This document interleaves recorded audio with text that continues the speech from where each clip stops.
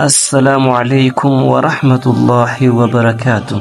سينا بريدو سينا أكن نمت تلوتو كان قبل إسنفدو أكن في سينا كان الراه برنوتا قداف رتن أبدي قداف قبل غربات أكتو توري غربان خونس أبوليتي تك قبا توري أبوليتين إسا خندوتي أول شاف خرق أبري كيسا واسما أبوليتي إسا خنا حوالو جروتي بورسا مالك قبوتاكا كيشا كيسا أركا كوفي eega obboleettii isaa hawwaalanii biyya itti deebisanii kana manaa deeman booda boorsaa isaa kiisha keessaa dhabe.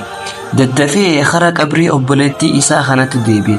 Hoggaanii fi qabrii obboleettii isaa kana bira dhufu qabrii isiidhaa ibiddaan akkatti balbalu takka arge. Ni rifate. Daddafee kara manaa galee ummaa isaatiin ni je'een yaa ummaa tiyya obboleettiin tiyya addunyaa kana keessatti maaluma dalagu turtee qabrii isiidhaa ibiddaan akkatti balbalu takkan argee je'ee ummaa isaa gaafateen. Ummaan isaatis ni jetteen yaa ilma kiyya obboleettiin tante addunyaa kana keessatti badiif hokkattu sagaggaalummaa waa dalagutti hin turre jetteen.